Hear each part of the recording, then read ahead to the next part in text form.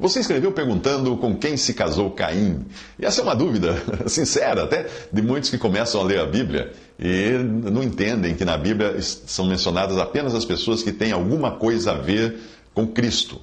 E as outras não são mencionadas, obviamente. Caim foi o primeiro filho de Adão. Isso nós sabemos, está em Gênesis, no primeiro livro da Bíblia. Em Gênesis 4:2, nós encontramos Caim como lavrador, ou seja, já como homem adulto. Não é dito o que aconteceu entre o nascimento e a idade adulta de Caim. E aí é dito que ele matou o seu irmão e saiu da face do Senhor, no versículo 16 de Gênesis 4, e foi habitar na terra de Nod. Evidentemente, essa terra deveria ter esse nome quando Moisés escreveu o livro de Gênesis. E esse nome significa nômade ou errante. Mas não nos é dito quanto tempo se passou do versículo 16 de Gênesis 4 até o versículo 17, quando Caim encontra uma esposa. A Bíblia não nos diz e nós só podemos nos basear em conjecturas. Mas são conjecturas perfeitamente plausíveis, possíveis, e nada tem de estranho. Alguns que não creem na Bíblia procuram usar desta passagem para desacreditar o escrito de Deus, o texto divino. Em Gênesis 5:3, nos é dito que Adão estava com 130 anos quando gerou Sete, e essa idade deveria ser um pouco mais que a idade de Caim.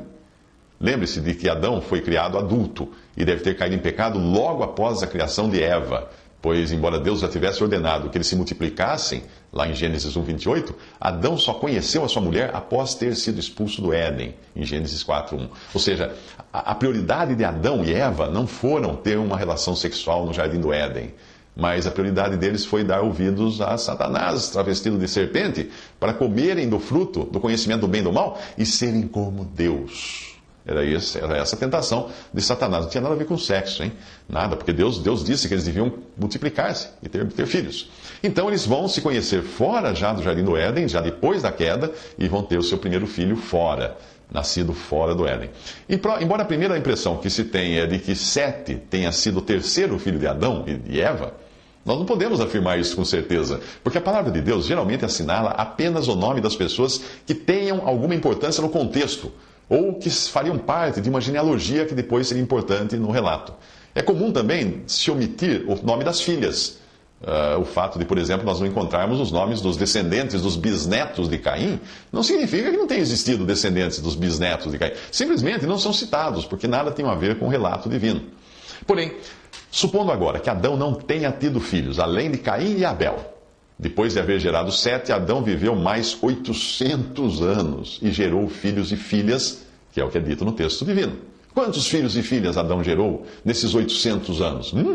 Não nos é mostrado no texto, mas você pode imaginar, né? Se um casal brasileiro consegue gerar uma média de 4 filhos, vivendo uma média de 60 anos, o que não faria Adão durante 800 anos, em condições de saúde muito menos prejudicadas pelo pecado do que estas que nós vemos nos nossos dias. Junte-se a isso os filhos da sua descendência, e você chegará a números enormes. Eu creio que se Caim viveu uns 800 anos, que era a média da época de Caim, quando ele estava com uns 300, vamos dizer uns 300 anos aí, ele já podia escolher entre um bom número de irmãs. Adão e Eva tiveram filhos e filhas, e milhares de sobrinhas e parentes distantes, e primas e etc. Ele podia ter escolhido uma esposa para si, não podia? Certamente Caim poderia sim. E não somente isso, como também ele já podia estar construindo uma cidade para abrigar tanta gente, como ele realmente faz no capítulo 4, versículo 17. Não faria sentido, né, construir uma cidade se não existisse já uma população para morar na cidade. Então, por isso que você tem que entender que entre um versículo e outro podem se passar séculos e nascer um bocado de gente. Eu já li um cálculo que foi feito da população da Terra na época do dilúvio, que aconteceu cerca de 1.700 anos após a criação, e o número é exorbitante, o número de pessoas que poderiam estar habitando na Terra na época do dilúvio. A progressão é geométrica. Quando você tem pessoas vivendo centenas de anos e tendo filhos, meu amigo, é muito filho, é muita gente. Não tem nada de anormal nisso se nós multiplicarmos a geração de um homem dos nossos dias por 10, que seria o equivalente aos 800 anos em média que vivia uma pessoa naquela época. Pela extensão dos anos de vida do homem naquela época, é possível que netos de Caim, ou até mesmo filhos da sua velhice, tenham perecido no dilúvio.